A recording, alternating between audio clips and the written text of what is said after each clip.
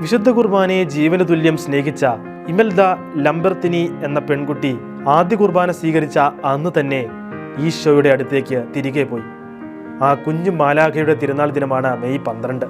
ഇറ്റലിയിലെ ബോളോഞ്ഞയിൽ ഭക്തരായ കത്തോലിക്ക ദമ്പതികളുടെ മകളായി 1322 ഇമൽദ ലംബർത്തിനി ജനിച്ചു. മാതാപിതാക്കളുടെ വിശുദ്ധ ജീവിതം ബാല്യം മുതലേ ഇമൽദയെ സ്വാധീനിച്ചിരുന്നു. അക്കാലത്ത് ആദ്യ കുർബാന സ്വീകരണത്തിനുള്ള പ്രായം 15 വയസ്സായിരുന്നു. 5 വയസ്സ് മുതലേ ആദ്യ കുർബാന സ്വീകരണത്തിനായി കൊച്ചു ഇമൽദ പ്രാർത്ഥിച്ചൊരുങ്ങി. എല്ലാവരും ഈശോയെ സ്നേഹിക്കുന്നത് പോലെ ആയിരുന്നില്ല അവൾ ഈശോയെ സ്നേഹിച്ചത്. ഇളം പ്രായത്തിലെ ദിവ്യകാരുണ്യത്തെ മനസ്സിലാക്കുക മാത്രമല്ല അവൾ ചെയ്തിരുന്നത്, അത് മറ്റുള്ളവരോട് പറയുകയും ചെയ്തിരുന്നു. അവൾ കൂടെ കൂടെ മുതിർന്നവരോട് ചോദിക്കുന്നൊരു ചോദ്യമുണ്ട്: ആർക്കെങ്കിലും ഈശോയെ ഹൃദയത്തിൽ സ്വീകരിച്ചിട്ട് മരിക്കാതിരിക്കാൻ കഴിയുമോ? ഇമൽദയ്ക്ക് 11 വയസ്സുള്ളപ്പോൾ ഈശോയുടെ സ്വർഗാരോഹണ തിരുനാൾ ദിവസം വിശുദ്ധ കുർബാനയിൽ മുട്ടുകുത്തി നിന്ന് പങ്കെടുക്കുമ്പോൾ ഇമൽദയുടെ ശിരസിന് മുകളിൽ ഒരു അത്ഭുത പ്രകാശം പ്രത്യക്ഷപ്പെടുന്നത് കപ്പ്യാരുടെ ശ്രദ്ധയിൽപ്പെട്ടു. കപ്പ്യാരച്ചൻ ഉടനെ തന്നെ ഇക്കാര്യം ബലി അർപ്പിച്ചു കൊണ്ടിരുന്ന വൈദികനെ അറിയിച്ചു.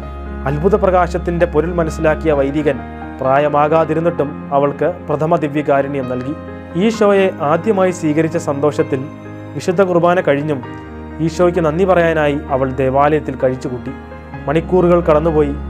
അത്താഴത്തിനുള്ള സമയമായിട്ടും ഇമൽദയെ കാണാതാകിയാൽ സഹോദരി അവളെ അന്വേഷിച്ച് പള്ളിയിലെത്തി. അപ്പോഴും പുഞ്ചിരിക്കുന്ന മുഖവുമായി മുട്ടുകുത്തി നിന്ന് പ്രാർത്ഥിക്കുന്ന ഇമൽദയെയാണ് സഹോദരി കണ്ടത്.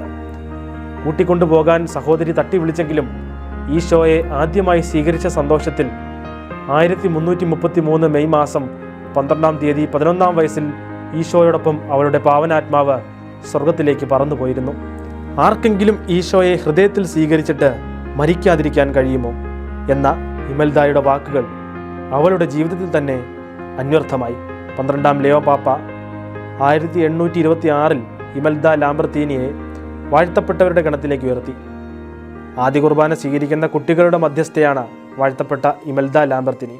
ഇമൽദയുടെ പൂജ്യാവശിഷ്ടങ്ങൾ ബൊളോഞ്ഞയിലെ സാൻ സിഗിസ്മോണ്ടോ ദേവാലയത്തിൽ സൂക്ഷിച്ചിരിക്കുന്നു.